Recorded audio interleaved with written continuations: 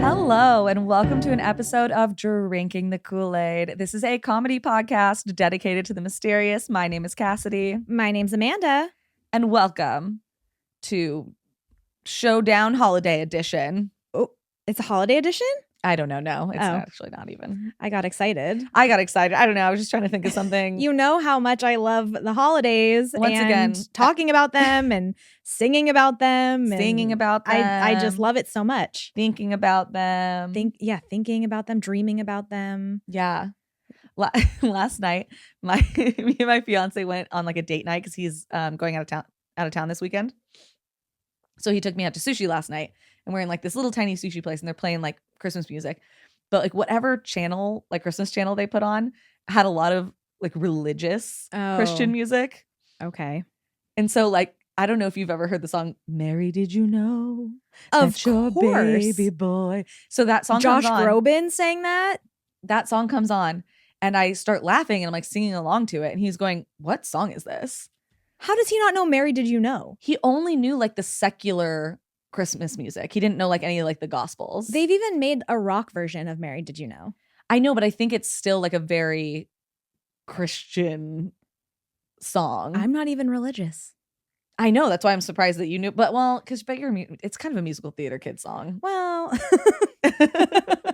once again, I did listen to a lot of like Josh Groban Christmas albums. And Josh Groban did a lot of like religious songs. Yeah. So if you're into Josh Groban, that makes sense. I am into Josh Groban. That's one of my favorite running bits on It's Always Sunny in Philadelphia, that Dee is obsessed with Josh Groban. He's really talented. I don't know what to tell you. It's just funny. Like it's like they picked just like such a funny random like person. Yes, he's very talented. That man can sing. He can sing. He can. Yeah. What's your favorite Christmas song? I feel like we've talked about this before. Humbug. Is that too strong? Because it's my favorite holiday. Oh, that's a good one. By the Waitresses. Yeah, that's a really good one. Yeah. I thought you always liked Merry Christmas. Merry Christmas. Chestnuts roasting on an open fire. I mean, I like that. I like all Christmas music basically, but well, you like the classics. I like the classics. No, I'm a big what's it called? Silver Bells. That's my like classic one that I love. Silver Bells, it's Christmas time in the city. I have to say, right now, I think my all-time favorite one, it's a very modern one. But it's is it Mariah Carey and Ariana Grande? Or Kelly Clarkson and Ariana Grande? Santa, Can You Hear Me? Oh, it's so good. I'm good on any Christmas music that was made past like 1998. I don't want to hear it. I don't want anything Kelly to do Clarkson with it. Kelly Clarkson has some really good ones. I don't care. You've tried to play all that. And like, it just sounds like every other pop song. It doesn't sound like Christmas. Sabrina Carpenter. That's fine. The Jonas Brothers. I don't want to hear it. I don't want to hear it. Because it doesn't sound like Christmas. It just sounds like a pop song. And it's like, yeah, they might be talking about Santa or whatever, but it just sounds like a pop song. It doesn't sound like Christmas. Okay. But you have to admit, the ultimate Christmas song, pop song, NSYNC. Which one? Merry Christmas and Happy Holidays. That's like the best. Happy Holidays. Yeah, let's see if that song made the cut. That is such a good one. Christmas. Yeah, this is 1998. Makes the cutoff. As long as NSYNC makes the cut, I'm happy. Because that is the best song. I like, that's like fine. But I think it's just in your brain, like Christmas is when you're a kid, right? Like it's nostalgic. So I'm like, why are you trying to show me something from when I was like a teenager? That's not what I want. I want the feeling of Christmas morning when I'm like 8 years old and coming down the stairs and seeing the presents everywhere. Grandma got run over by a reindeer. I loved that movie when I was a kid. I want a hippopotamus for Christmas. Mm-hmm. All I want for Christmas is my 2 front teeth. Yeah. I mean, those are like fine. Those are like little kids Those are ones that were on like the classic Christmas album that my family had. We have like 100 classic songs. That would like play all the, and it would just play on repeat over and over and over again. So I loved those ones. What's that song that everybody hates that I like? It's like, war is over. I love that song too. That's an interesting choice. I love that song. Can't say that one is my favorite holiday classic. I don't know why. That's one that just like makes me think of Christmas. But yeah, like Do you remember that like Red Shoes song or something? Christmas song? The Christmas shoes? Yeah. The sad one? The sad that they made a one. movie out of with Rob Lowe? They made a movie out of that? Yes, bitch. Yeah. It's called The Christmas Shoes. I remember like that would come on. Oh, and it's Rob Lowe, see? Yeah. That movie made me cry my eyes out. And the song makes me cry my eyes out. I just remember that song playing on the radio when I was a kid and being like, buy these yes, shoes. yeah. I'm gonna cry. It was like such weird like propaganda. It was so strange. I could cry thinking about it right now. See, I just remember like even when I was a little kid being like, what is this? And then when I grew up, do you remember the like the like Reddit meme that's like somebody was like it was like one sentence horror stories. And the person wrote baby shoes, comma, never worn. Ooh. Right? And so everyone was like, that's the stupidest fucking thing in the world. And so they started making fun of it. And so now like that's like become a meme. And so now every time I see that meme, I think of that song because that's like what it felt like for me. For my mama, please. Oh, it's so sad. It's Christmas Eve and these shoes are just her size. The way you know all the words. I know that whole song. I could sing that whole song. I feel like I probably haven't heard that song since I was 10. His mom is dying and all she wanted was the Christmas shoes and they're poor. Do you think he got to return them after she died? Like for cash? Maybe. Like did he keep the receipt? But Rob Lowe is the nice guy in the store and he buys the Christmas shoes for his mom. How'd they make a whole movie out of that? I don't know, but I saw it. They really just be doing anything over there on... Is this was it a Lifetime movie? Probably. Wow, look at this cover. I think he fell in love with the mom too at some point. That sounds right. Yeah. I could be wrong, but I think he did. I haven't seen that movie in a long time. Let's see. The loss and subsequent return of a pair of shoes helps a young boy give his terminally ill mother a wonderful present, while at the same time showing a heartless workaholic lawyer the true meaning of Christmas. You know, this is a beautiful story and you're making a mockery of it. Showing a heartless workaholic lawyer the true meaning of Christmas. There was a sequel. There was? The Christmas Blessing. No. Let's see what that one is about. Oh, it's Neil Patrick Harris. It is? And Rob Lowe. And who is this curly-headed girl? She looks familiar. Medical resident Nathan Andrews takes a break from his career and returns to his small-town roots. A chance encounter with an old acquaintance offers him a promise of the future, only for a tragedy to call into question everything he believes. Wait, is he playing the same character? I'm going to guess that Neil Patrick Harris is the medical resident, Nathan Andrews.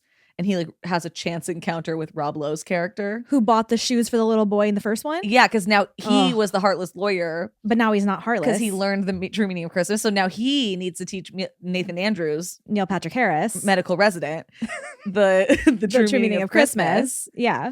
And don't worry, there's also a sequel to this. Oh, no. Called The Christmas Hope. Oh, I'm going to watch all of these movies. And The Christmas Hope is... After suffering a personal tragedy, Patty Addison, a social worker, throws herself into finding homes for children in need. With her marriage to Mark, an airline pilot, on the rocks, Patty feels it's the wrong time to temporarily take in 9-year-old Emily, who has just lost her single mother in a terrible car accident. Oh, no. However, sweet Emily quickly wins over Patty and Mark. Well, as she should. Yeah. Is that the whole description? That's the whole description. Oh, wow. Yeah. We could do a whole Things Are Getting Weird episode of us just reading like bad Christmas movie description of just Hallmark movies in general. Like Hallmark or oh no, this is Lifetime. Sorry, not Hallmark. Lifetime. This is a Lifetime movie. You know how much I love a bad Christmas movie. I think I've watched like I know 7 of them already. Yeah, no, I know it. Mistletoe Mix-Up? The Lawrence brothers? I like to watch people's like reviews, like explaining. Like, you know that guy who does the Seventh Heaven, where he describes episodes of Seventh Heaven? Yes. Yeah. So he'll do like movies like this and he describes it and he's like, are you ready to hear the most unhinged thing you've ever heard in your life? I literally watched a Christmas movie because of his review. Oh, really? Because, he's making fun of it and I'm going, well, now I got to pop this sucker on. Like, I might need to kind of like experience this for myself. I did and I had to. Yeah. I saw somebody talking about, maybe it was Mistletoe Mix-Up. Mistletoe Mix-Up was pretty good. Where they fall off a tram and they get head injuries. No. Oh, okay.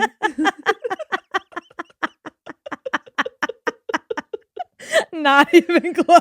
Okay, so I don't know the name of this one, but it sounds like it could be mistletoe. This one was that she fell for both of the brothers. That was about at it. the same time. Yeah, at the same damn time. Yeah. At the same damn time.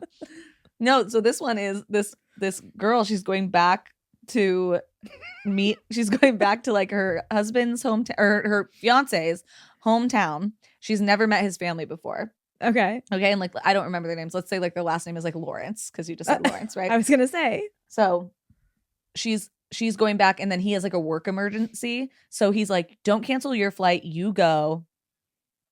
You know, go meet up with the family, and then I'll get there when my work emergency is done." Right.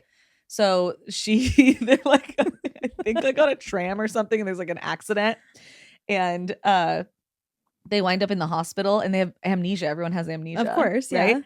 And so does he have to get her to fall in love with him again? No. So she like is with this other guy, and he's going, like, my name is Matthew Lawrence, right? I'm Matthew Lawrence, and she goes, "Oh my gosh, you must be my fiance's brother." That's so crazy because like you were supposed to come pick me up at the airport or whatever, so we were on the same tram. So she goes back to this guy's house to like recoup, and she's like spending time with his family, and she's like kind of feeling him, right? She's like, he's probably sexy. She's like, okay, let's get it, girl. And then she like regains, or like something happens where they're like, no, this is not his family, even though she's already spent like a week with him or whatever. Oh my God. So then she goes to the real family, and her fiance is like, yeah, I was like trying to call you, but like she lost her cell phone or something. I'm assuming, I don't know. And then she actually hates him, probably. And she literally leaves in the middle of the night to go back to who she thought was her fiance's brother, for the record, but she fell in love with him and was like, I love you. And then they get married, and then it fast forwards a year, and they're married and they have a baby. Did you watch this movie? No, How do you know? I just watched someone talking about it online, being like, isn't that the most insane thing you've ever heard? Honestly, I like it. It's so much better than some of the other ones I've seen. Some of them are really boring.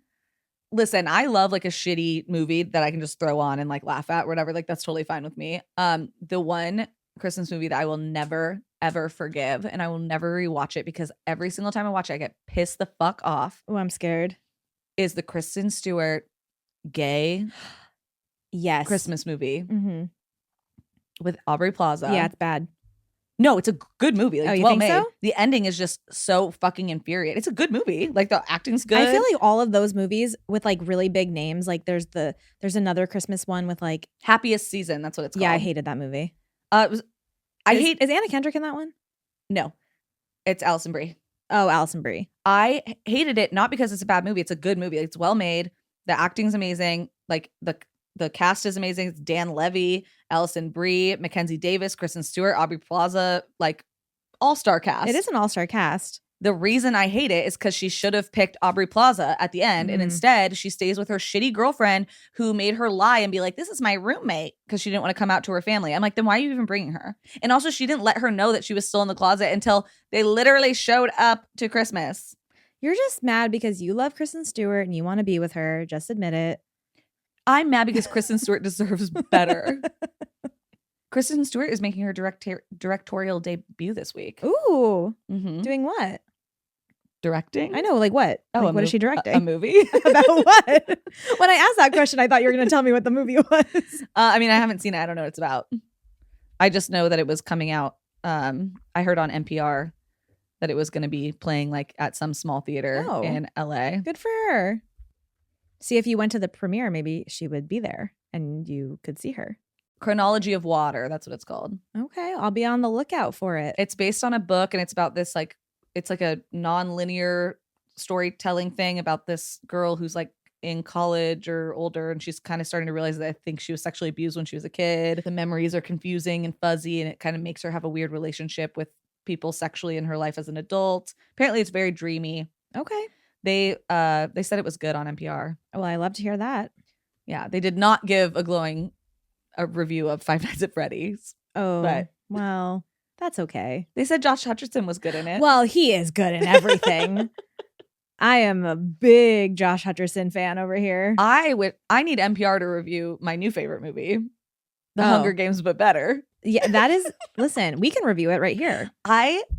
Guys, if you have not watched this, it's on YouTube.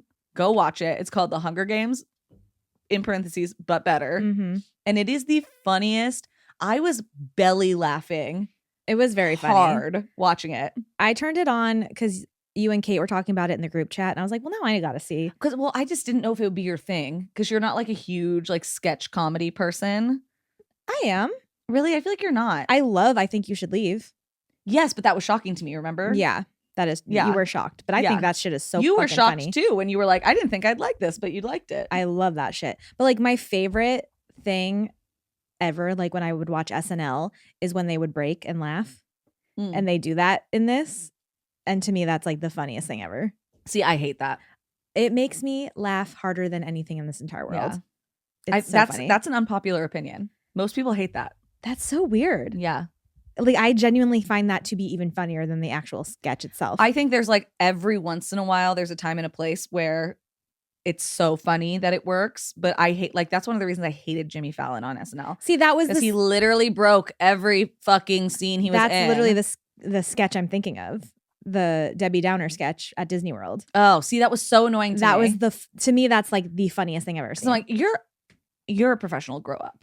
I thought that was so fucking funny. But yeah, go watch The Hunger Games, but better. It's quite literally one of the funniest things I've ever seen. I think Grace is like one of the funnier sketch comedians of our time at this point. I love her. I've followed her for a while. Yeah. It is very funny. But it made me think of it when you were singing the Christmas songs. I thought the same thing. Yeah. Because she goes, chestnuts roasting. Sing to me as I die. Chestnuts. And she hits that like really low note. Did you see that post that I sent you where she posted and said, guys, thank you. Nobody has called me Fatness Everdeen yet. But also she's like an amazing actress. There's points where I'm like, she sounds just like Jennifer Lawrence. I mean, like spot on. I didn't know that she was like an impression lady until you told me, because the whole time I was like, how does she sound just like Jennifer Lawrence? Sounds just like her. Apparently they're doing Twilight next. Oh, are they? Which that's gonna be good. Sorry, like two of my favorite movies of all time, Twilight and Hunger Games. Yeah, like literally. No, that's gonna be really good. I'm excited. Speaking of Hunger Games, you guys, we read the book and we were obsessed with it. Sunrise on the Reaping. The Sunrise on the Reaping trailer. And I usually don't watch trailers, but it was unavoidable because I follow so many Hunger Games creators and they were all talking about it. The way that movie, that's going to be my Wicked. Like, I'm going to be so annoying. Well, I'm also going to be so annoying because I'm very excited. Yes. I saw him in another TV show that was really good, and he was so good in it. Was that the one where he's the gay guy? Is he gay in that? Yeah, he is. Yeah. It's like the teenage one. Yeah. I've heard people talk about that where like he played like a really, really like his character was really complex and like he played it really well. He actually is a really good actor. Okay. Yeah. I think we're going to be very happy with. I mean, I'm sorry. All-star cast. I know we've talked about the casting for this before. Incredible. We have Maya Hawke. We have Elle Fanning. Mm-hmm. We have Rafe Fiennes. Fuck you. I'm calling you Ralph. Ralph Fiennes. We have Jesse Plemons. We have McKenna Grace. Like Glenn Close. Yeah. Are you joking my ass? Lily Taylor. Lily Taylor, who is one of my favorite actresses. Underrated gem. Lily Taylor in everything that she is in. 6 Feet Under, one of the best performances. Kieran Culkin. What? Are you joking my ass? No, we're going to be very happy with this movie, I think. I didn't get a chance to see The Long Walk in theaters. I really wanted to, but we just had too much shit going on. But the guy playing Wyatt Callow is in The Long Walk as well. Ben Wang. I've never seen him in anything. He's like an up and coming actor. Oh, I've never seen him before. But he was in The Long Walk and people said he was really good in it. Oh, he's in the Mean Girls movie apparently. I did not see that. I'm not the musical? Yeah. Oh. He played Jacob Zhang. Not good. Yeah, I've only heard bad things. If I'm saying it's not good. No, I know. That's how you know it's really bad. Yeah. Yeah. Well, they insist on casting people who can't sing in musicals. I mean, it's the same thing. Like Renee Rapp can sing. No. I'm saying like the Katie Heron character couldn't really sing. No, she couldn't. And it's the same thing with the lady from Wicked. The Wicked Witch. Madame Morrible. Michelle Yeoh. Yeah, it is. Like, why are you doing that? There's so many good singers. So many talented actors who can sing. Yeah. Or singers who can act. But yeah, no, I need you to know the entire week leading up to Sunrise on the Reaping. First of all, we're going to see it midnight premiere. Baby girl, I'm right there with you. Yeah. I just need you to know you need to clear your calendar. Yeah, it's cleared. You're like already done. Say no more. I will be hosting screenings of all of the other Hunger Games movies. And I will be providing food and beverages. Are you going to do the thing that we talked about? Okay, guys. So my goal in life, I just wish I had like a house like for hosting, because I feel like it would be more fun like with the more people you have. It would be. But like whatever, I can do a test audience and just have like you and Kate and Connie and like my bridesmaids over or whatever. It's always my bridesmaids plus Liz. But yeah, even though it'll be way after you get married. But no, we'll this always will be your bridesmaids. But maybe I could do it. That's true. You'll be my bridesmaids for life. That's right. I really want to do a movie and food pairing. Yes.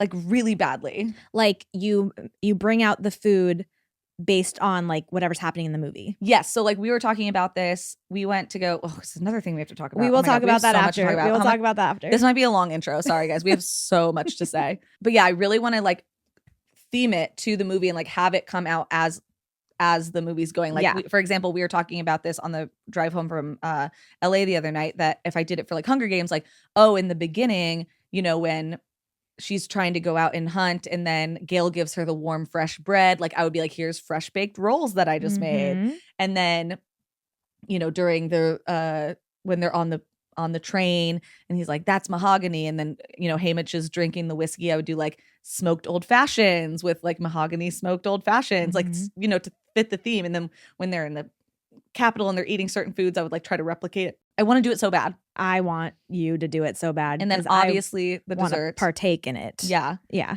Obviously the dessert. Yeah. You would just get to sit there and enjoy a movie and some succulent food. Like what would be better than that? Yeah.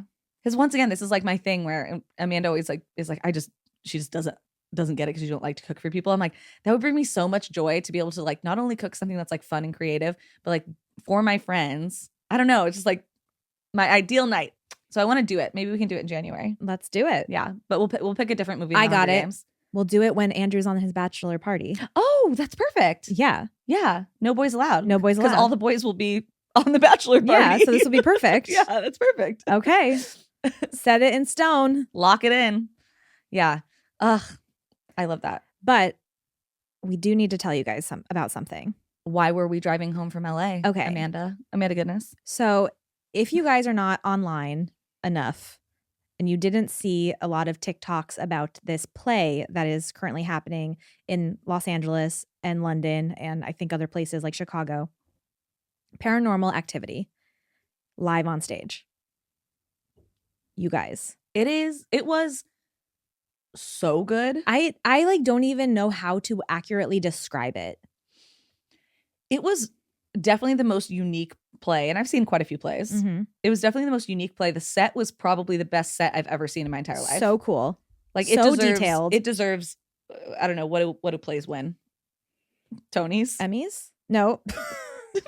Emmys TV. Not Emmy. Tony? Tony is musical though, specifically. Tony's only musicals? I think so. There's enough musicals every year. They have the Tonys for just that. I'm pretty sure. I could be wrong, but I'm like pretty sure. Not Tony's Kitchen. Sorry, I just Googled Tony Awards. Okay. Broadway theater. It's other things other than musicals? Yeah, Broadway productions and performances. Okay. I thought it was just musicals. No, I think one of the categories is play. Okay. And so you can win best lead actor in a musical or best lead actor in a play. Well, this should go on to Broadway and should win best set, best original. Yeah, story. Yeah. Best special effects. So we talked about it so much that one of my friends went and saw it literally the next day. She was like, I have to get tickets to this because we were talking about it and like posting about it. We influenced her. We did. And she called it, I loved the magic tricks. And I was like, that is what it was. Dude. Like it wasn't even like, it was literally like watching a magician. Like there's parts of things that they did where I was like, how did they even, I don't know how they did that. So like obviously Paranormal Activity, if you guys have seen the movies. Scary. There's all these like ghost activity things happening, things flying off shelves, things floating in midair. So you think like, how could they possibly do that live on stage? They fucking did it. And it is so like we don't want to spoil anything for you guys because I think it's so hard to talk about it without spoiling it because like every cool part is like basically a spoiler. Yeah, because I'm pretty sure it's gonna tour like nationally. I would assume because it was really popular. Yes. So if you have the chance, if it does start to do that, please go see it. It's truly incredible. Yeah, if it comes anywhere near you, I don't care if you have to drive an hour, it's worth it. It's so worth it. Go see it. It is that good. This jump scares, like we were screaming. Yeah. Oh, we went to go see, it was me, Amanda, and Stephen Ray Morris, and we're all like holding hands, like holding onto each other, like so literally. I was in the middle, and at one point, both of them that just jumped over on top of me, holding your hand. And the best part about it, and this is one of the best parts of the Paranormal Activity movies or any really good scary movie, where sometimes there's stuff and you like think, oh, something's about to happen, but then nothing happens, and so that's what makes it like even scarier when it does finally happen. So there would be points where I would just like slap Amanda's leg and like hold her hand. She was like, something's gonna happen. And then I would realize nothing was gonna happen and I would let go. And then something would happen and hold my head again. Yeah, it was truly amazing. Incredible. I mean, the acting was amazing. Like super, super small, basically 2-person, but 4 people total. Yeah. And the other 2 people are barely in it. And they were also great. It's funny. It was super funny. It was, I mean, everything about it. The way that they did the lighting, the way that they did the sound design, it was truly impressive. Yeah. So 10 out of 10, 5 stars. Go see it if it comes around. I want to see it again. Like this, when we were driving home, I was like, I want to see it again. I haven't stopped thinking about it. Yeah, I know, but it's already leaving this weekend. I know. Yeah. Literally 2 days from now is the last day. So I'm like, fuck, we can't. And it's sold out. Yeah. The only reason my friend could go see it is because she went to like a 2 p.m. showing that they added on. Yeah. But once again, I think it was so popular and it went viral on TikTok. Oh, did it? Yeah. That's how I even found it. And everyone started talking about it. Everyone started like Trixie Mattel was at our showing. She was, yeah. I wish we'd have seen her. But yeah, like I mean, the original cast of Paranormal Activity went to it. Yeah. And saw it. So yeah, no, it's like I said, even if it's, you know, you don't live in a big city, but it's an hour drive and it comes to the city near you, get a babysitter. Yeah. You want to see this. It is life-changing. This is us telling you, like, we're not bullshitting. Like, this is we're not getting paid for this. Actually, we paid to go. We paid to go there. Yeah. So please. Yeah. It's that good. That was such a great night. We also went to like this amazing restaurant. We ate so much. I wasn't hungry the next day until like 2 p.m. Me either. I literally was like stuffed to the gills. And it was so good. It was so good. Yeah. It was just a lovely, lovely evening. Very lovely evening. Yeah. That was really fun. It was. Yeah. Well, I know some other people that are having a lovely time right now. Well, we better hope I so. hope so. And those are our new cool kids. Well, let's hear them. Let's hear it. Okay, so welcome to JD. Oh, hello, JD. We love JD. You guys know this. Him. Welcome to Tori P. Hi, Tori. Welcome to Benny. Hi, Benny and the Jets. That's such a cute name. It is really cute. The way that I like, you're also gonna love this other name, Scarlett S. I know you love that name. I do. I have a niece named Scarlett. Honestly, we see so many cool names and also cool ways of spelling names that like I just don't even think about. Yeah. I like that's one of the most fun parts of like reading. It is fun. These, yeah. But yeah, thank you guys so much for joining our Patreon. You're a huge part of the reason we get to keep doing this show. And thank you so much for the support. We hope you're enjoying all of that sweet, sweet bonus content. We just released a really fun video for if you're at that tier, for a Hear Me Out cake. Mm-hmm. And we have a special guest who joins us. So go check that out. And that was a lot of fun. It was. Yeah. And the comments on it have been cracking me up about people sharing their own Hear Me Outs. But yeah, so if you would like to join our Patreon, you can do that at dtkpod.com/support.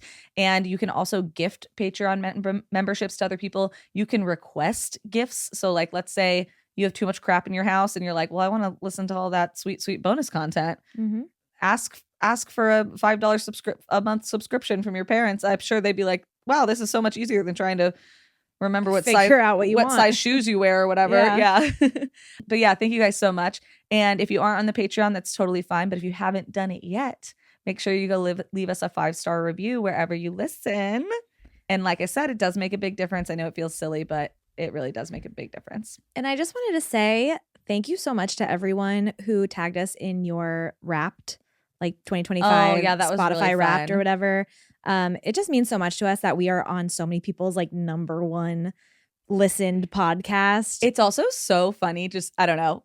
Maybe I'm sure you feel this way too. Because like once again, we always say this, like we're just two gals like making it work. Yeah. We don't have any staff. No. I edit every episode. We research our own stories. We do everything ourselves. We're completely self-produced. We have nobody else. By the skin of our teeth. Yeah. And so it's so funny to like see us in like a lineup with like literally the biggest podcasts ever. That's like fun.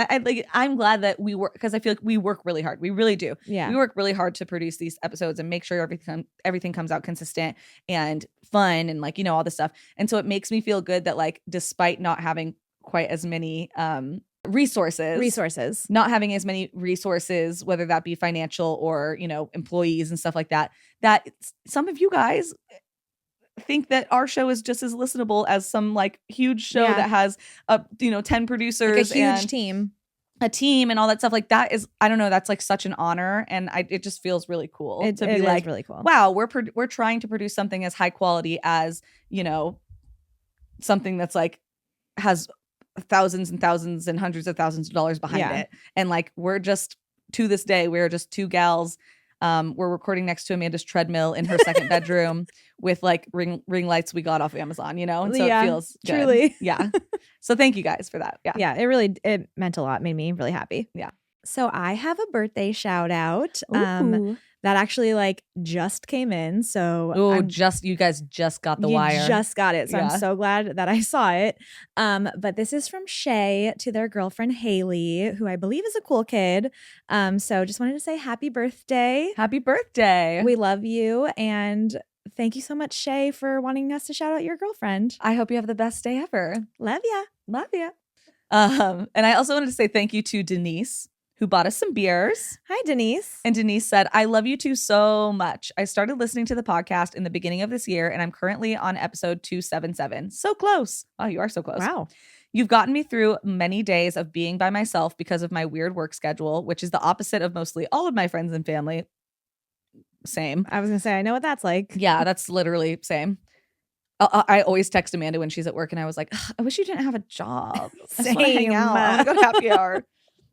And then whenever she's free, I'm like, I'm busy now. I'm working. It really can be hard sometimes, but I love listening to you lovely ladies from the start. I almost prefer being alone so that I can just listen or walk and do things around the house. Is that bad? I don't know. That's okay though. Winky face. Maybe it'll be different once I'm all completely caught up. The goal is by the end of the year. Anyways, enjoy some bevies on me. I recommended to Cassidy the green tea vodka Surfsides, the variety pack if you can swing it.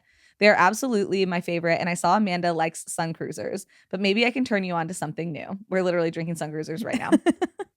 Y'all are such wonderful people, so keep being unapologetically yourselves, and I will always keep listening. Bye. Denise, little do you know that I was actively searching for those green tea. So we told our local liquor store guy, because we go in there once a week probably. I'm not every week, but most weeks. And we said, if you order this, we will get it. But they didn't have it yet. Because he said his favorite thing is like the Sun Cruisers and the Surfsides. Yeah. So we told him, we're like, there's a green tea one. And he said, the second I can get them, I will order them. So maybe he'll have them by next week. Okay. And then we can shout out Denise again. Well, look. Denise bought us the beers. We got to drink them. We got to drink them. But yeah, thank you guys so much for your support. It really means the world to us. And we are so happy and proud of the little community that we've created here. Like we see people supporting each other, without us even being involved. Yeah. Like, I don't know. Supporting other shows that we are friends with or talk about often. Yeah. Which is also really cool. Totally. Yeah. Yeah. No, it's like, it just feels really good because I know we also mention this sometimes, like the world can feel really scary and bad, especially when there's a lot of scary and bad stuff happening. And it's something as simple as like this little community that we've created really does make a world of difference. And we are just really thankful for you guys. So thank you. Thank you. Yeah. Well, on that note, do you want to get started? Let's do it. Let's do it. All righty then. All right. So I wanted to do, one of our listeners sent me two books actually, and they're both like ship books. Oh, okay. One of them was called The Wager. Oh, did you post about this book? Yes. Okay. The other one was called The Endurance. Mm-hmm. The Wager was great too. Don't get me wrong. I read that one. It's about like a mutiny on a ship. Really interesting, historical book.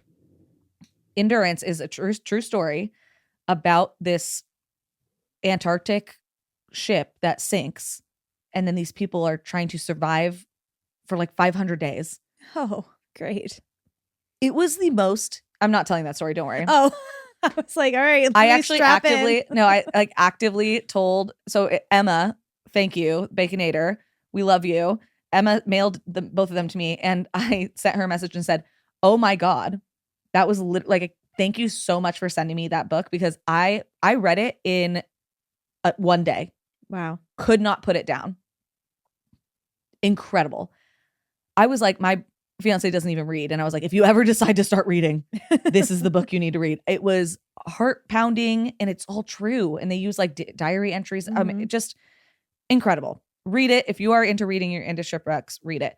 There are parts of that story that I know if I ever tell it to Amanda, I'm going to need to make sure she is emotionally prepared.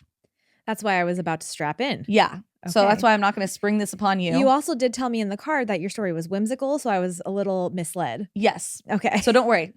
Okay.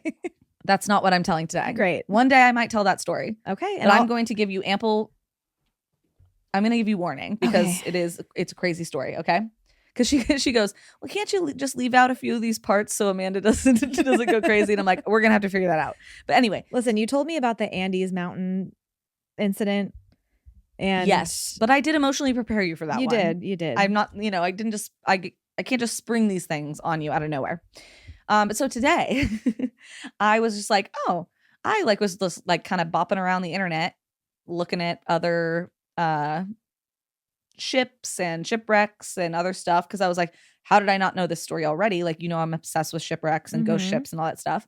And I found out about the ghost ship of Niagara Falls. Ooh, okay. And I was like, oh, okay. I fucking love Niagara Falls, by the way. Can I be controversial for a second? Of course. I don't want to go there. It seems scary. Why is that controversial? Because I feel like I think that's okay. It's scary to me. It's scary. It's terrifying. I'm scared of heights. It seems overstimulating. Mm-hmm. I feel like it's going to be loud and moist. It is. I went on the Maid of the Mist tour. Yeah, and these are all things that just for me, I think personally, I don't think I'd have a good time. It's one of those things where if I was given the opportunity, if I was already in the vicinity and somebody's like, we're going to Niagara Falls, I'd be like, okay, I'll go. Honestly, as an adult, it does not sound appealing to me because I'm terrified of all that stuff. But I went as a kid.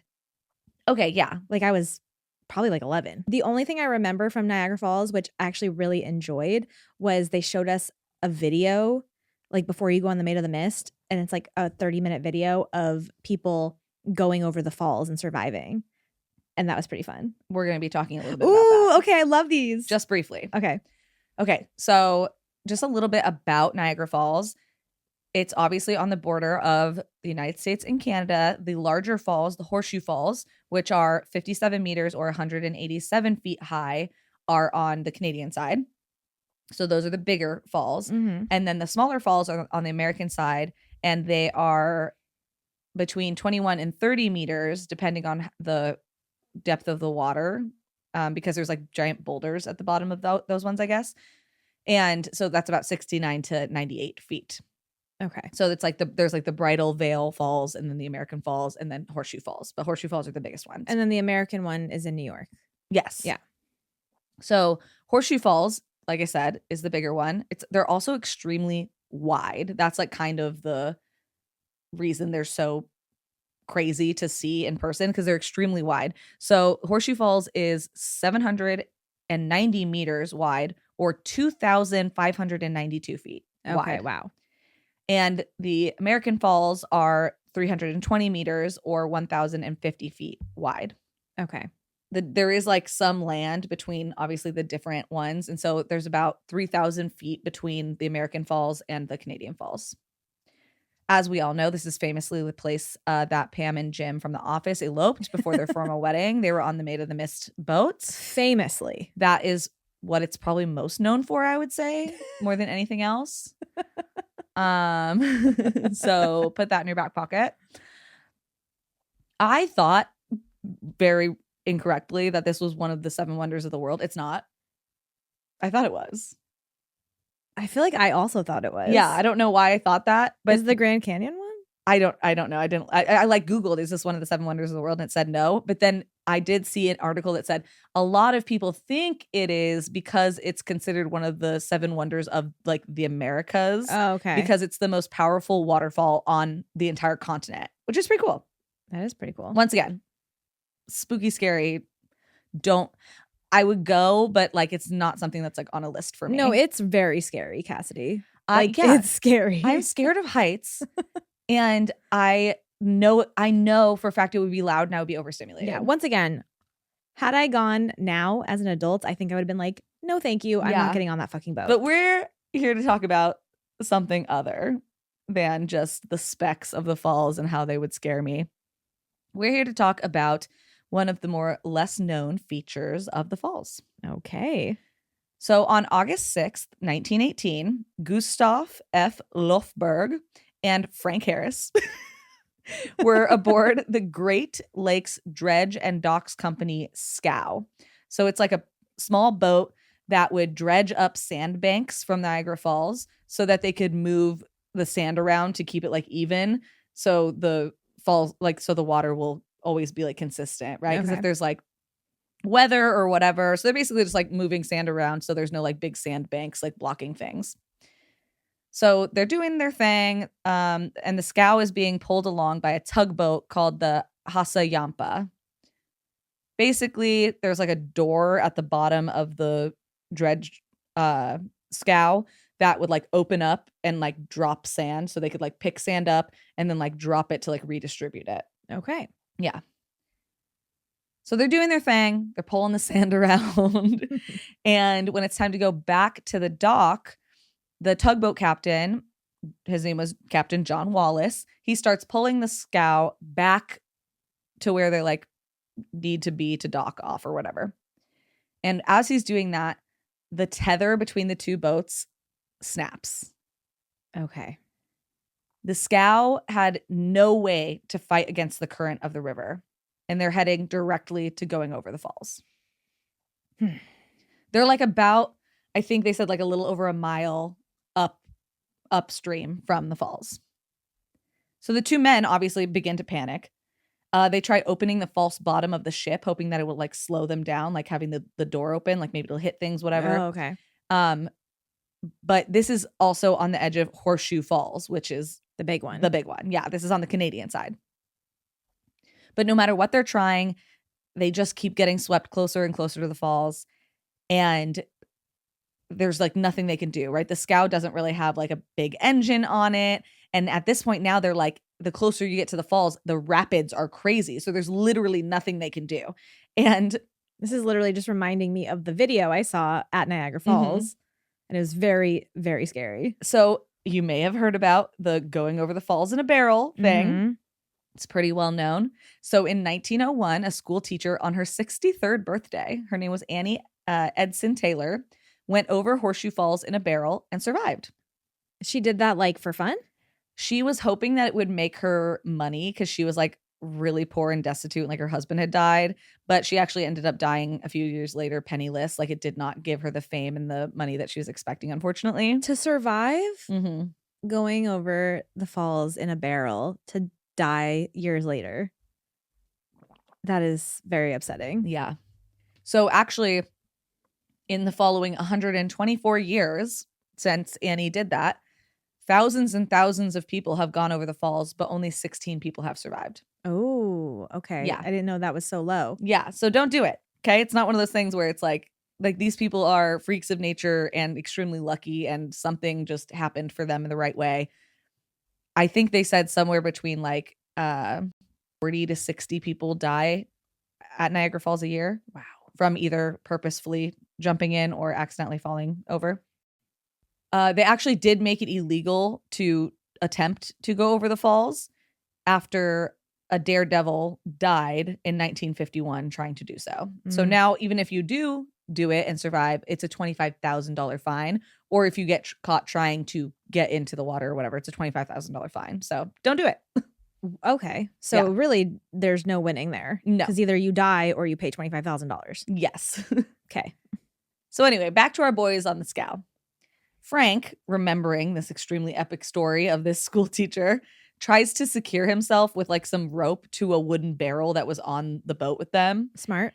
And meanwhile, Gustav is over here just trying to tether himself to the boat, like tying himself to like the front of the boat, or like obviously in the boat, but like the front being like, okay, well, if it goes over, at least if I can make sure I stay in the boat, then maybe I won't die. Because if the boat can keep me afloat or whatever, or take the brunt, that's what I'm trying to do. I think that's a pretty smart thing to do. Yeah.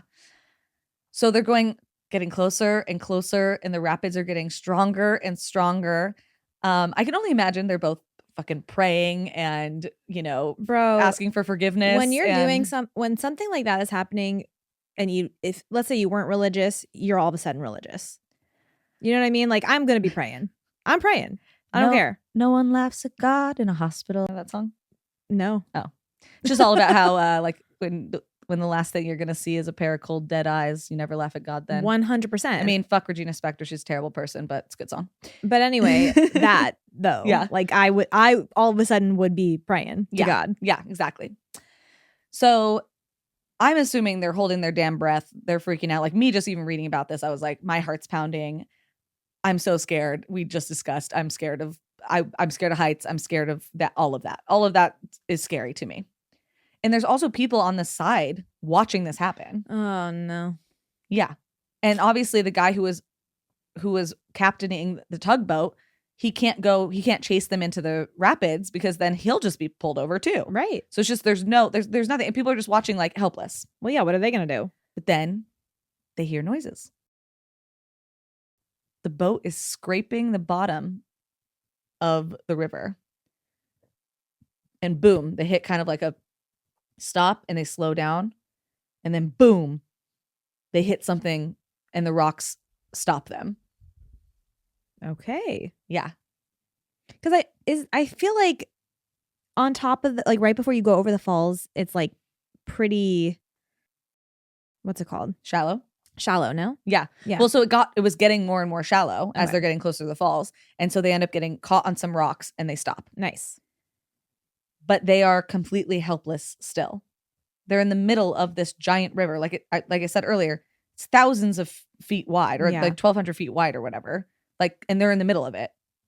And when you look at, let me show you a little clippy clip of how, like, this is what we're talking here. That's insane. We'll have this on the YouTube and on Instagram. But like, that's the middle. You can't send another boat out there to get them. No. You can't. Then you're endangering any other person. Yes. Maybe like a helicopter. This is 1918. Okay. So put that in your back pocket. So yeah, they are now stuck on this extremely wide river. They don't know how long the rocks are going to hold. They could, what if they accidentally shift the boat and it moves and they go right into it? And they are stuck in these raging rapids where they can't even just throw them a rope and like pull them to shore. The rapids are so strong they would get pulled off and be sucked over the edge. The Niagara Falls Fire and Police Departments show up and they're like, okay, like what can we do? They end up climbing onto like a nearby tower that's on the edge of the river and attempting to shoot a grappling hook onto the ship. But they just like can't get it. Like their thing is like either not long enough or something. And the grappling hook is just like not making it to the ship. It keeps falling into the water and they have to pull it back and they're trying again and again and again. They just can't figure it out. No Batman in Canada, I'll tell you that much. So they end up calling the U.S. Coast Guard for support to be like, hey, do you guys have anything like that could be more useful in this?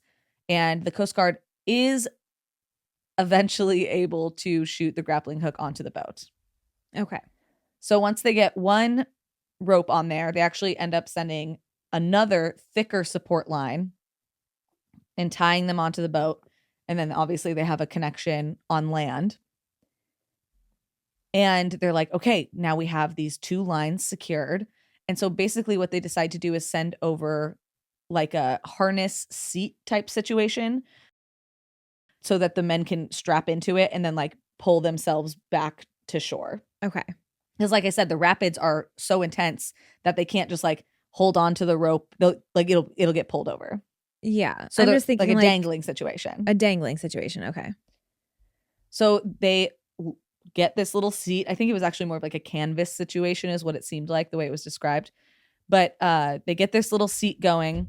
It's clicked in and they send it down the line.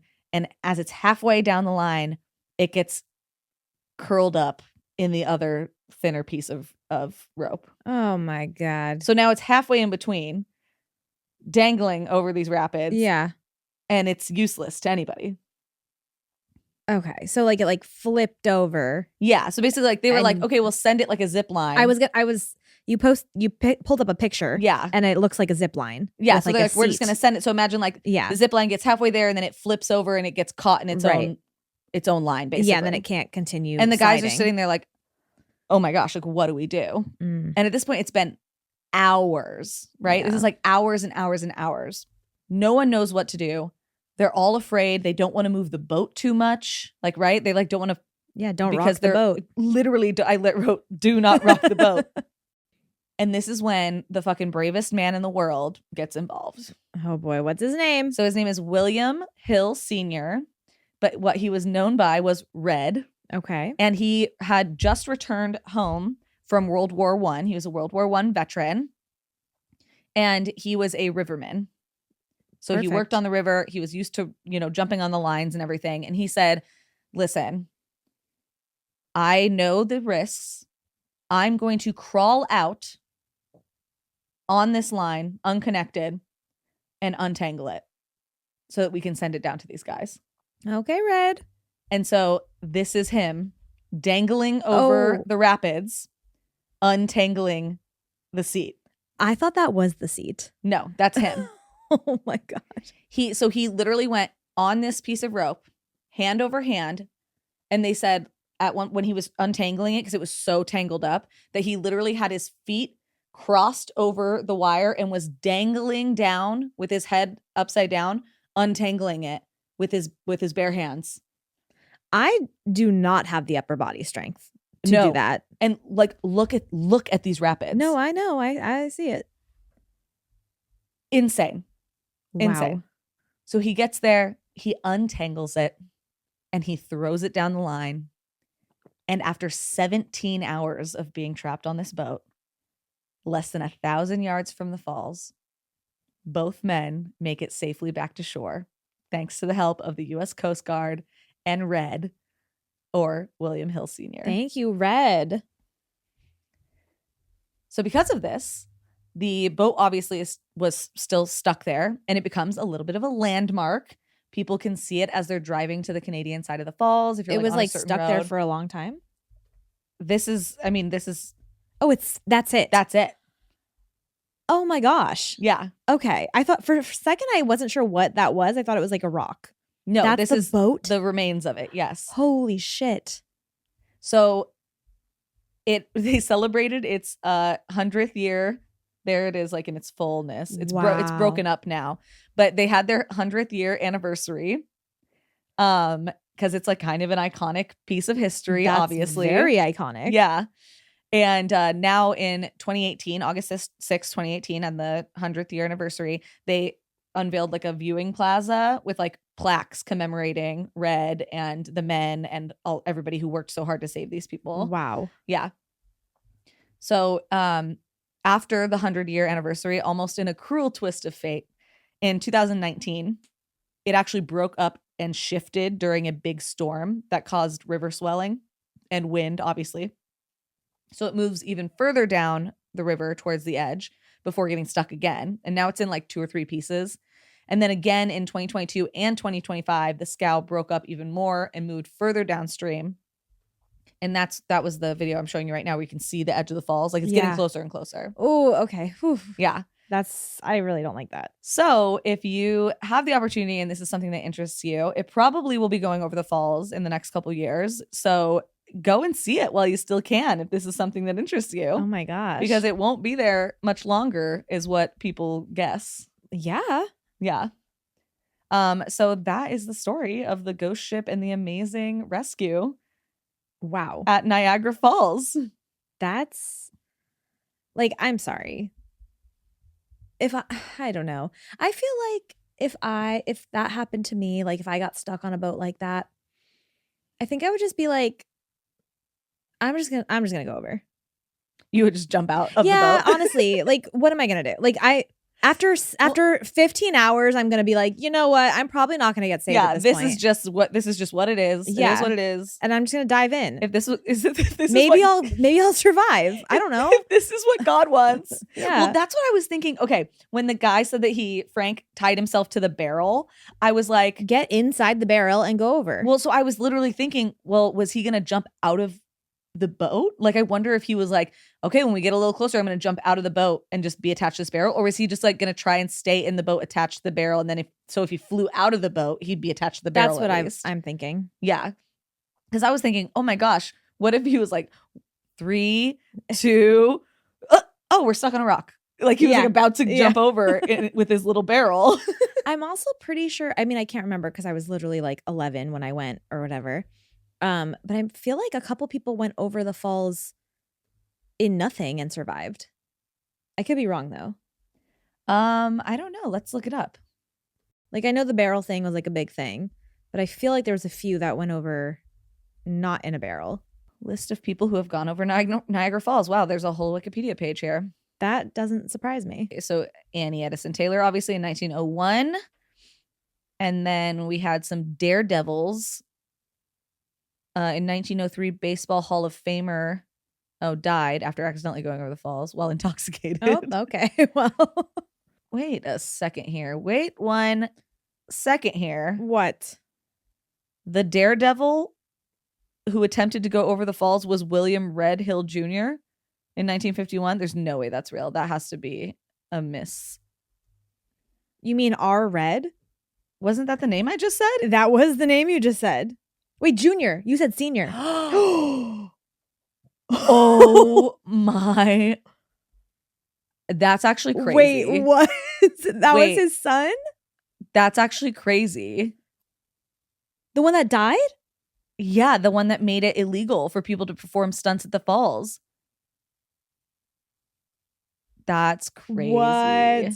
Was that before or after his dad saved those people's lives? After. It was 1951. So okay. I bet he was like, oh, I'm going to do this because my dad did this amazing thing. Yeah. That was daredevilish. That's crazy. Well, now I'm going to have to look that up later. I didn't even see that. Wow. Good thing I made you look that up. Literally. Okay, so the stats. Between 1958 and 1967, an average of 7.1 people per year went over the falls. From 1978 to 1988, it was an average of 12.8 people a year. Other reports suggest an annual average about 20 to 30 people a year. By 1900, approximately 1,000 people were believed to have gone over the falls as an act of suicide. In 2011, it was reported that 5,000 bodies had been recovered at the foot of the falls since 1850. Holy shit. The majority of the deaths were suicides, and most take place on the Canadian Horseshoe Falls. Wow. Of the daredevil attempts, the survival rate is about 75%, apparently. Okay. That, according to Wikipedia. Well, that's because they're fucking strapping themselves inside of things. Yeah. Oh, this guy's got a steel barrel. They've got all different things. Okay, the steel barrel is not really that fair. Okay, so the wooden barrel is obviously more like, will you survive? Will you not survive? I don't know. Yeah. Okay, survived. Steel ball, he survived. I mean, I'm trying to find one that if they went over. Maybe I'm wrong. Okay. Oh, 7-year-old Roger Woodward was swept over the falls. Him and his sister were in a fishing boat, an aluminum fishing boat. And survived? Half the family, it was a whole family, and one of them lived and one of them died. Oh, shit. The boat capsized in the rapids. Deanna was pulled from the river. His sister was pulled from the river. But him and his dad, it looks like, went over the falls. And he lived, but he was wearing a life jacket. And he was rescued by the Maid of the Mist at the bottom of the falls. Can you imagine being on that tour? No. in 1960. No, absolutely Oh not. God. That's talk about traumatizing. Yeah, absolutely. Wow. Okay. So yeah, people have what that little boy survived. He was only wearing and all the other ones, it looks like they were in barrels. It was stunts. I think that little boy's story was in the movie that I saw. Okay, that makes sense. At the Maid of the Mist. This person, an unnamed man in 2009, survived a suicide attempt over the falls. In the attempt, his clothes were ripped from his body and he suffered a head laceration, but he survived. Wow. This one's an accident in 2012. An unnamed man in his 40s became the fourth person to survive an unprotected trip. Okay, so 4 people. Okay. I knew there was a few. Yeah, have survived an unprotected trip. And honestly, if you were going to jump over the falls for any reason and then you survive and they're like, okay, that's going to be $25,000, you have to be like, that was an accident. You know what I mean? Guys, that was such an accident. I did not mean to do that. I have never done anything more accidentally in my entire life. I slipped and I fell because I'm not paying that $25,000. Imagine you're like, I want to end it all. That's and what then I'm you saying. live and then you're $25,000 in debt. That's what I'm saying. That's not gonna help. You have to say it's an accident. Oh no, you gotta. Yeah. You gotta. But yeah, so that is the crazy story. And you can, like I said, go still see the boat. It's been there for over 100 years. It won't be there much longer. So get your little patooties over there if you want to see it. Imagine it fucking goes over the falls like right before we drop this episode. That would actually be crazy. That'd be so crazy. I would be like, how did I do that? I should get tested for being a witch. I'm just saying, you have talked about celebrities before on the podcast and then they immediately die. 3 days later they die. And it's I've done that more than once. No, I know. That's what I'm saying. It's like a scary amount. You're like an Etsy witch. Just nobody's paying me. Exactly. I'm just doing the bad deeds. Well, thank you so much. Thank you. I don't know if I've ever actually told you like how much I love like Niagara Falls stories.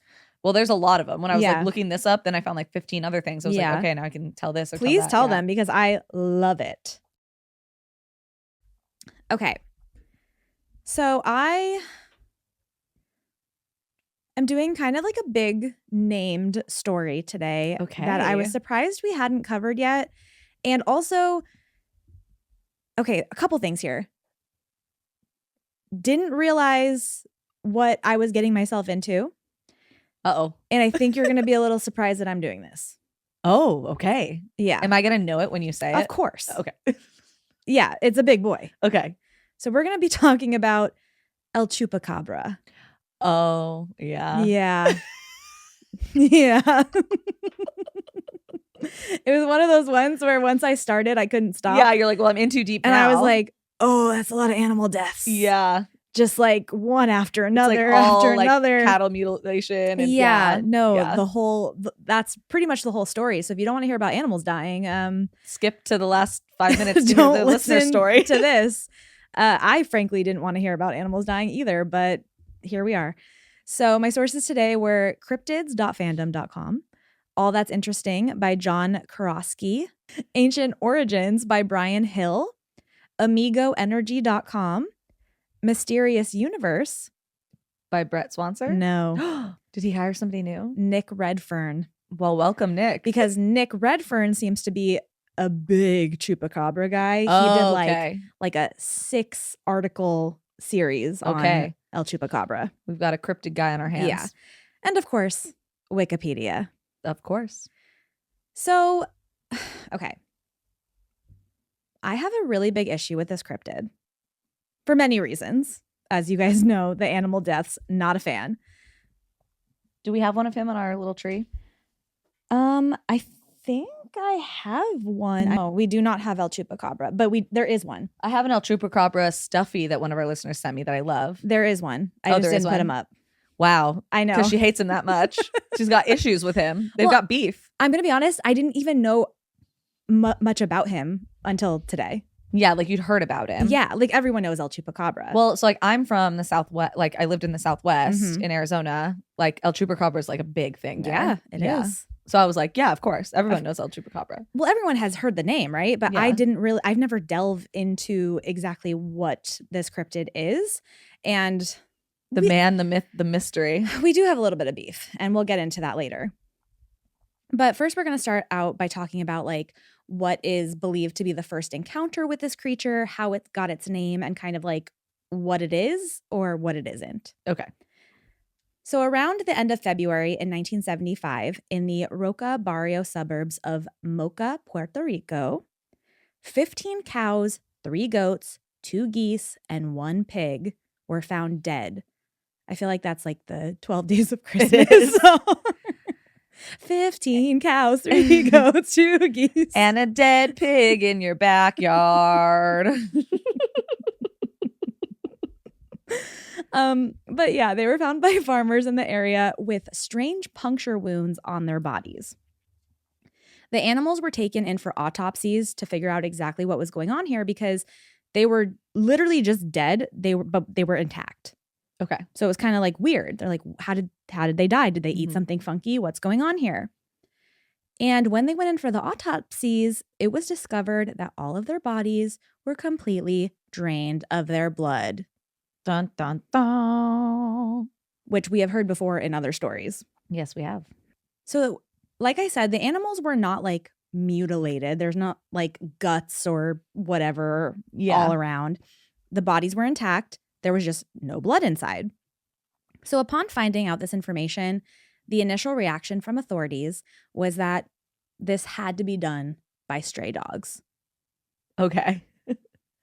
And I'm sorry, but unless the dog is supernatural, that seems pretty impossible that they could possibly do that. It's like, and I've told this story before, so if you know, you know, when I found that animal, What was it again? it was a coyote. Coyote. Mhm. That was just like on the rock, right? Or Yeah, whatever. it was on a tree stump Yeah. with no visible attack marks, nothing. And that was in Arizona, right? That was in like outside of Fresno in California. I'm just saying. Could have been Choopy. Could have been little Choop Choop. Mr. Choop. Mr. Choop, what are you doing in California? Get back down to the desert where you belong. So a week after this initial like animal attack, as we'll call it, on March 7th, a farmer named Ray Jimenez came outside one morning to find one of his cows dead. And it had 3 puncture marks on its skull. And around like the puncture wound was a bunch of scratches. Okay, like something was clawing at it. Okay. Mhm. A week after this, on March 18th, 2 goats belonging to a farmer named Hector Vega were also found dead with puncture wounds on their necks and completely drained of their blood. No blood for you. No blood. And the next day, 10 more of Hector's goats were found like this, dead. 10 were missing. Oof. And 7 were injured with like puncture marks, but they survived. Yeah. Like going over Niagara Falls in a barrel. Mm-hmm. A whole flock or heap of chickens. I don't know what it is. Is it a flock? Is it a flock or a heap? I would say a flock. I think I made heap up. Heap is like when you like toss like a pile. Okay, so a flock. I wrote a flock or a heap because I didn't know which one was right. I love that your brain went heap. That's very funny. It just sounded right. It sounded Yeah. right.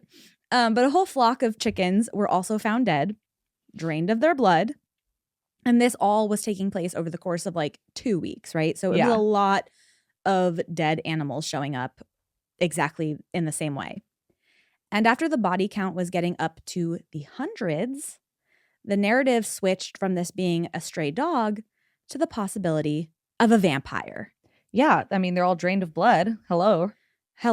This is definitely vampire behavior. Yeah. Clock in. Yeah. Clock in or clock out. I don't know. So the newspaper was actually like putting that idea out there of a vampire. So when they named like whatever was doing these killings, it said El Vampiro de Moca. So the vampire of Moca. Of Mocha, yeah. Which is very scary to hear or to see in a newspaper. Amanda's like, I do not want to see the vampire of Long Beach. No. She's like, don't even put that in the universe. I would move immediately. The second That's how I saw could that. finally get her to move to the middle of nowhere. She's like, well, is there no vampire there? Listen, you do know a lot of people that run like articles and newspapers and stuff, so you could trick me. I could. You better watch out for April 1st. I'm just saying. I know you don't like pranks, but I got to be on my toes with this one. Yeah. So they tried to see if there was like any other creature responsible for this, because obviously they're like, okay, come on, a vampire, like, let's there's got to be something happening here. Let's be fucking for real over here. So at first they were like, okay, it's got to be this Puerto Rican boa, like a snake. But when they kind of researched and looked into this snake and did testing on it, they determined that these babies do not kill like that. They're actually like non-poisonous. They don't even kill animals that are bigger than them. Yeah, they only stick to like rats and stuff. I could see like the idea of it because it's the 2 puncture marks. What's an animal that's in that area? And it has like those little fangs. Yeah, you'd think like I would think either like a big snake or a big spider. Yeah. Yeah.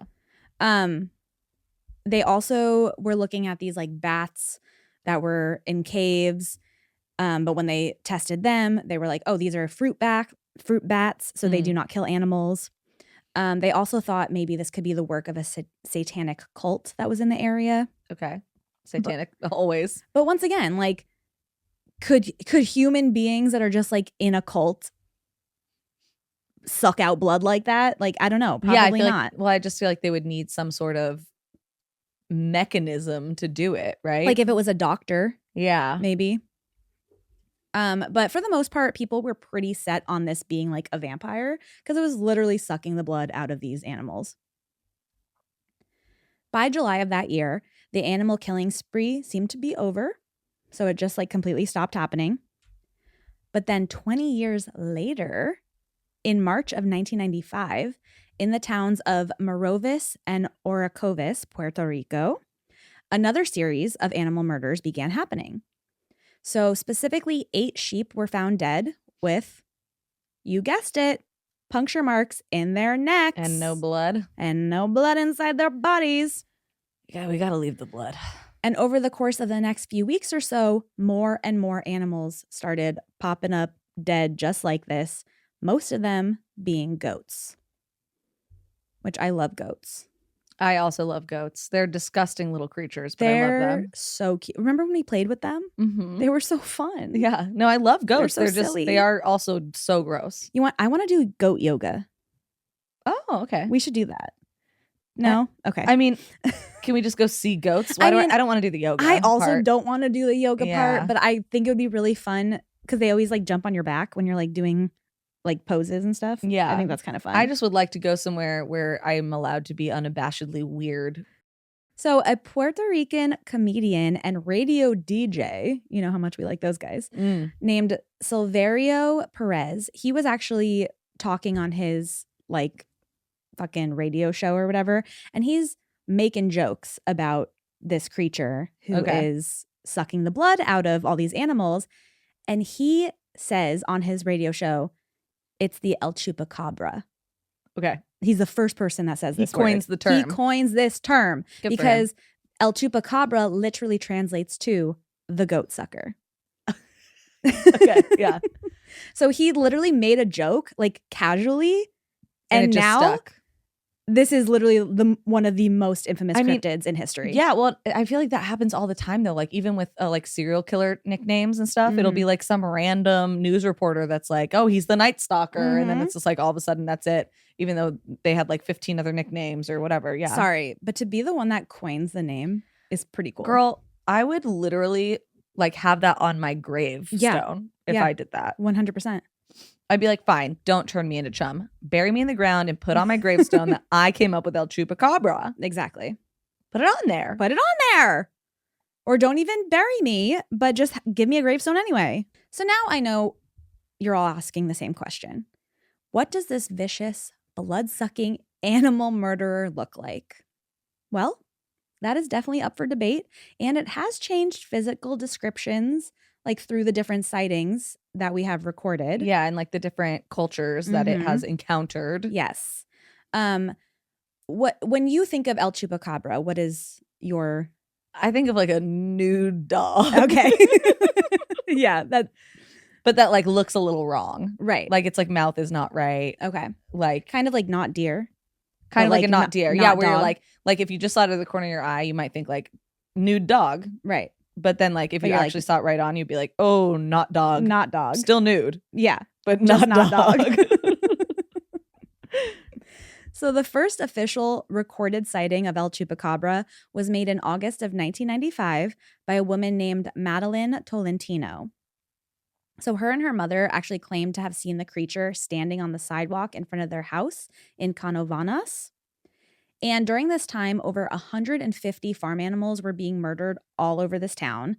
So in my mind, I feel like a lot of people were already thinking like, oh, the Chupacabra's around because this has already been a thing for— It's back. Yeah, it's back. It's here. It's Puerto Rico, where literally this thing was coined and whatever.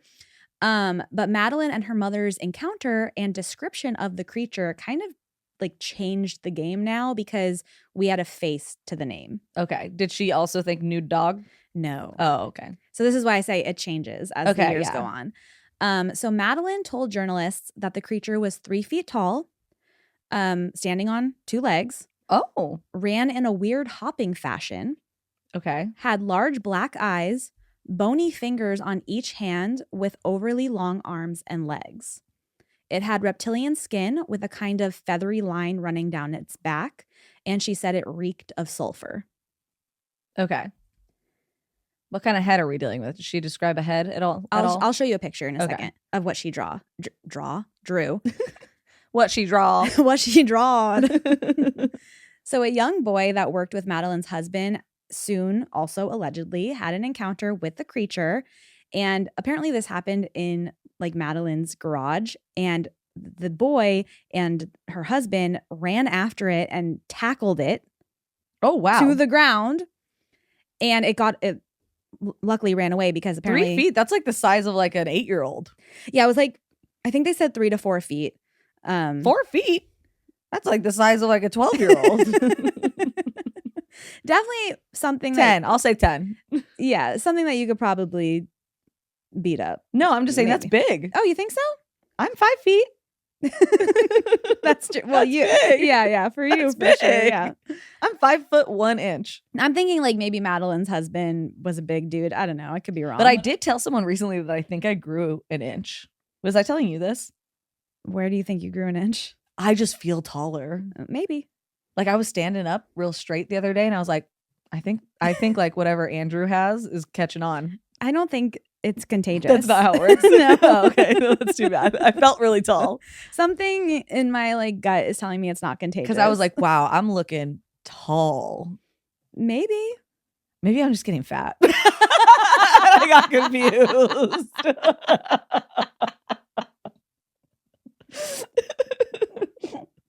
I got confused, maybe. That happens to the best of us. Totally. Yeah, I get it. I don't know. We're going wide. We're going tall. Anything. I'm confused. Like life is a whirlwind. Okay. You said you were growing. You didn't say what way. Yeah, exactly. I'm growing in a 3-dimensional world here. Okay. But I do feel taller. I think you are. I support you, to be honest. So anyway, they tackle it, but allegedly this thing doesn't want to kill humans. It only wants the sweet, sweet blood of animals. Yeah, it's like your blood is no good here. Yeah, so it scurries away. I don't want blood that's been existential. No. Oh god. Consciousness? No thanks. It does not want my blood. No. So they basically had the same description as Madeline did, except the boy said that it wasn't feathers going down its back, but really sharp, like pointy spine of spikes. Okay. And he also said it had vicious looking fangs. And I trust him because he got up close and personal with it. So yeah, he's tackling that bitch. Yeah. So I'm going to show you. This is the drawing. Madeline's depiction of it. So not at all what I initially thought a chupacabra would be. Yeah, I get down with this. It looks like an alien. No, it does, but I'm just saying, like, if you found that thing on the ground dead, which I'm sure you're about to show me pictures of that. No, not? You think that I was going to show you pictures of dead animals? No, of a dead chupacabra. Have you never seen those pictures? Well, yeah, but they don't look like that. But it's on the ground. They look like a dog. It's on the ground, though. So imagine that on the ground. It is like the face is not giving snout, which I would like a snout. 4 to 5 feet tall. Oh, she changed her. This thing is the size of a you, of a small porpoise of you, of me. I need you guys to know this is basically the same size as a vaquita. If this thing that was as tall as you came at me, I would fall to the ground. You would go over the falls. I absolutely would jump over Niagara Falls. No barrel needed. No, yeah. No. You'd be like, I'll take my risks. Yeah. Yeah. I'll take my $25,000 fine. And I would. Yeah. I'll pay it off. Okay. Give me a payment plan. Get it on Klarna or whatever. I'm paying off my suicide fine on Klarna.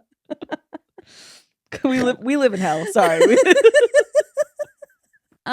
So to me, this is very much alien-like, I think. Okay. And okay. So the puncture wounds that were on the animals, they were like really precise, right? They said that they were as big, like the holes were as big as like a straw hole. Oh, okay. Yeah, because they could see them. Like, yeah. And like, animals have fur on them and stuff. So if it was like a little, like a needle hole, you wouldn't see it. Or even a fang, I feel like. Yeah. A fang would be like even smaller than that. But like a straw, I mean, we could be talking like, a quarter of an inch or something. That's what I'm saying. Yeah. So in my professional opinion. Yes. Lay it on me, Dr. Amanda. I do believe that this could be the work of aliens. Okay. I could get down with this. Yeah, that's fine. Everything else we know or believe about the El Chupacabra, in my professional opinion, I think is completely made up based on fake eyewitness accounts of people that either want to be involved or people that think they saw something that they didn't see or maybe saw like another animal or a creature. So see, I had no idea that the Chupacabra wasn't a Mexican cryptid. Well, okay. So we'll get there. Okay. This is specifically, so it originated in Puerto Rico. Yeah, I had no idea. Okay. This is the first time I'm hearing this. Yeah, I had no idea it started in Puerto Rico because growing up where I grew up, it was always like a Mexican legend. Yes. We will kind of get there a little bit. Mm-hmm. So 30 or so locals in this town, they started reporting sightings of what they believed was the El Chupacabra or Chupacabras because they're like, maybe there's more. Yeah, maybe there's multiple of them. I don't fucking know. Some people even started to say they had wings and were swooping down from the sky. Some people said they were leaping over the treetops. But by the end of that year, over 1,000 animals had been murdered and drained of their blood. And everyone believed this was because of El Chupacabra. Yeah, why not? Let's do it. Let's blame him or her or them. You never know. It could be all. I don't know their pronouns. If it's El Chupacabras, there could be a whole slew of them. They could be all different. We could be rocking with every gender known to man and known to cabras. Exactly. Yeah. So the following year, in March of 1996, a Spanish talk show called Christina airs a story about El Chupacabra, and this goes viral. The 1990s version of viral. We're talking worldwide, baby. We're talking it's in It magazine. Mm-hmm. Maybe it's in People. Mm-hmm. The New York Post is reporting on it. Did the New York Post exist back then? In 1996? I would assume. I don't know. They just seem the so... LA Times. The New York Post for some reason just seems so online to me. I'm just assuming that. What's the like one that's known like I married Bigfoot and his dick smelled bad. What's that one called? I don't know. Inquirer, the National Enquirer. National Enquirer. Yeah. I saw Nessie and he showed me his ass. Like that. He showed me his ass. That's I feel like they were definitely reporting on this. Oh, for sure. They were like Chupacabra going wild, sucking off goats.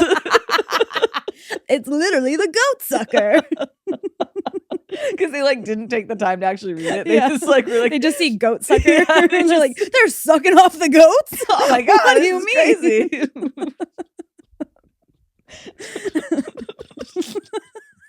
I'm never getting a job. We have to keep doing this forever. I'm never gonna have a job. No, we're fucked. We're so fucked. Oh my god. And unsurprisingly, after this, sightings began popping up at an alarming rate all across Latin America, all across the United States. Got it. So this is how it got into this. We're in Mexico, baby. You know what I mean? And this is where the description of this creature takes a turn. Okay. So witnesses started claiming that El Chupacabra was actually a four-legged creature, had a tail, and definitely resembled more of a hairless dog, a coyote, or Nude a hyena. Yeah. I told you, nude dog. From a lot of the pictures from like eyewitnesses, you've seen Coco, right? Yes. The dog, Dante. Oh, what are they called? The that type of dog. They're so cool. They're so cool. Looks And sacred I'm as fuck to sorry, me. but like Cassidy said earlier, when she was talking about like seeing a dead chupacabra, they look exactly like this dog. Yeah. Every photo I have seen, which I did not want to look at, and I don't know why I did, look exactly like a dead Mexican hairless dog. So fun fact, this is Andrew's dream dog. They're so cute. I love them. And this is where my beef with this cryptid really like comes into play. Speak on it. So it just really pisses me off, okay? Because a ton of people start thinking that they're looking for the chupacabra. They're trying to catch this big, scary, blood-sucking beast. But really, they're just finding fucking dogs or other animals, okay? Yeah.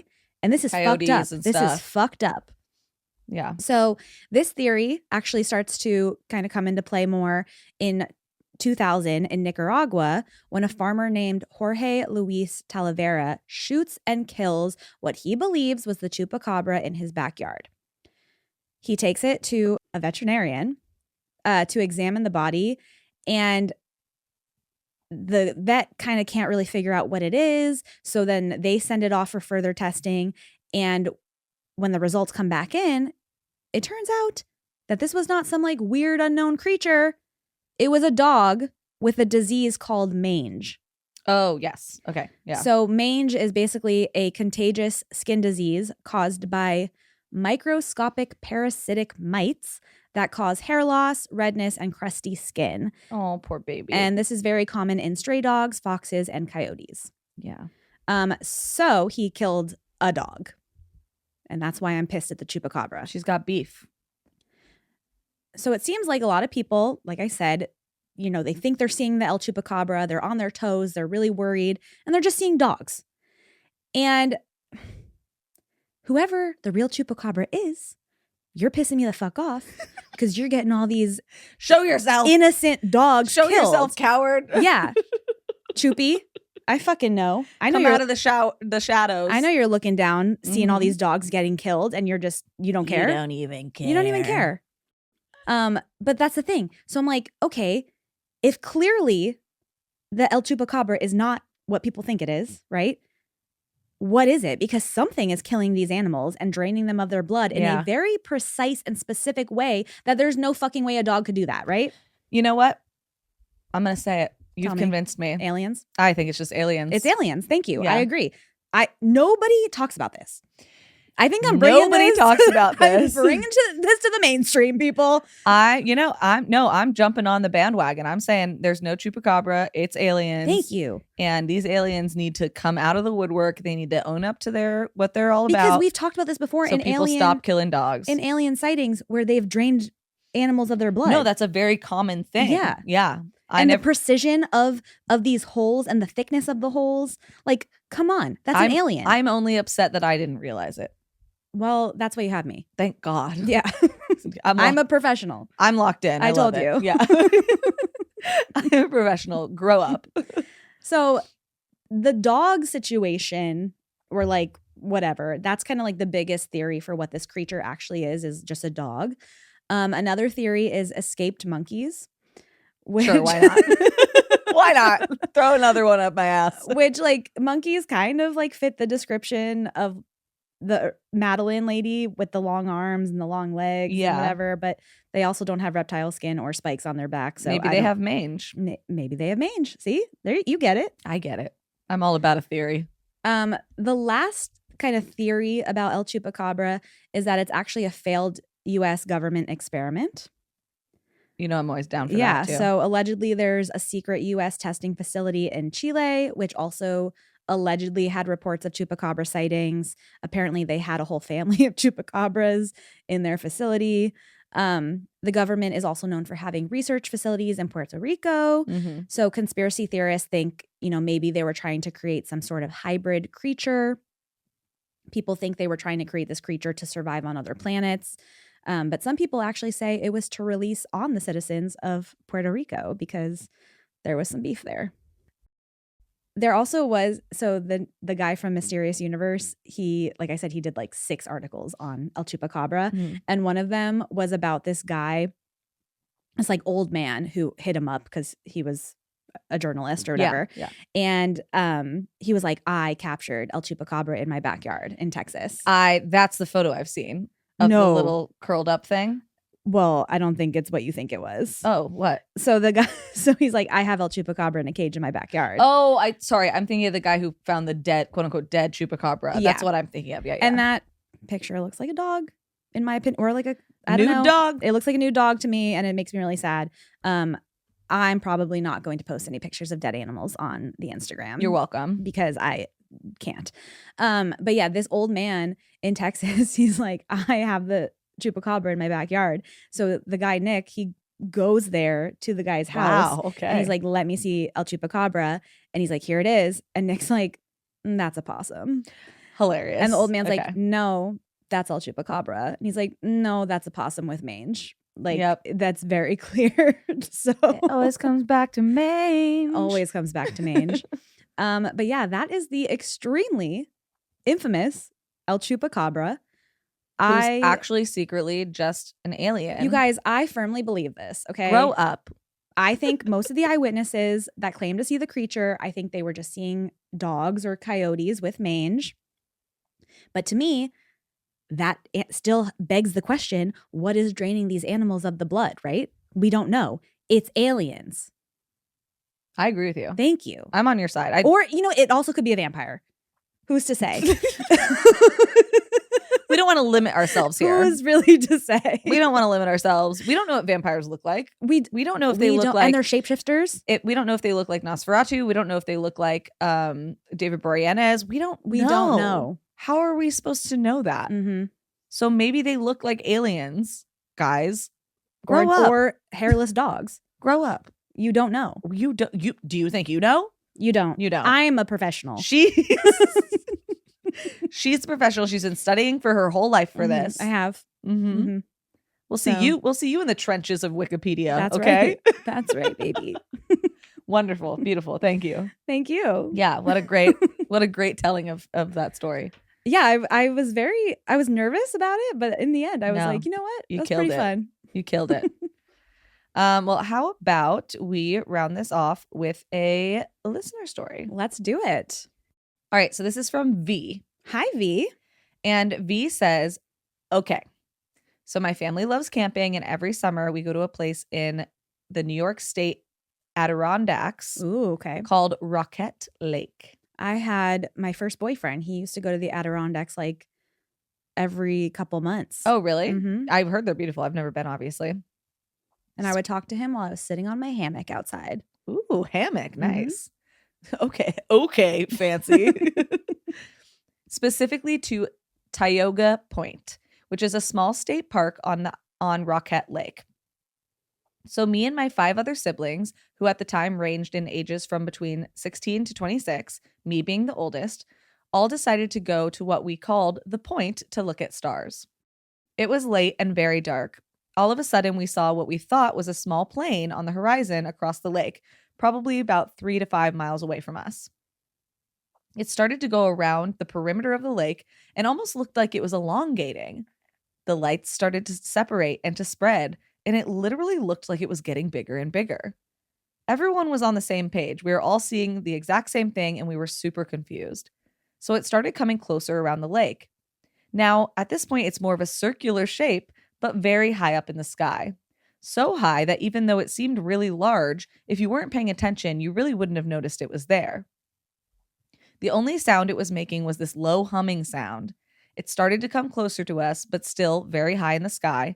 And when it got over us, it was just this big, massive, circular thing with blinking lights. Oh. So we do not read the listener stories before the thing. I just kind of pick at random. How insane is this? I know. That fits what you just talked about. Okay. It always comes back to aliens.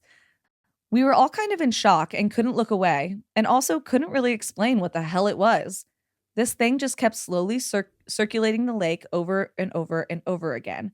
Every time it came back to where we were, it would go directly above us, And the thing was so big that it was creating wind like a helicopter would. Ooh. But again, it seemed to be really, really high in the sky, which leads me to think that this thing was fucking massive.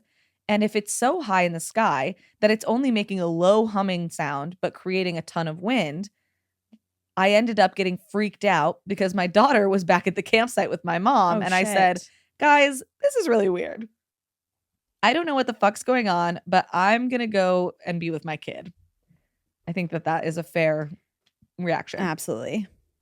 I laid in the tent for probably 4 hours and just listened to this thing circle the lake over and over and over again. The wind always picked up whenever it was overhead. I finally ended up falling asleep, legit thinking that we were going to be abducted by aliens in the morning. When we woke up, everybody was asleep but my mom. I didn't even get to say anything to her before she said, wow, it was really windy last night, and I could have sworn I heard a plane flying around the lake over and over again. That's when I told her what happened. My mom is a huge skeptic. She's a realist, and she does not believe in UFOs or aliens, and even she was really weirded out by it. Now, I know there's a lot of military bases, especially up in the Adirondacks, and I know from my family and friends who are in the military that they do test machinery up there in the middle of nowhere.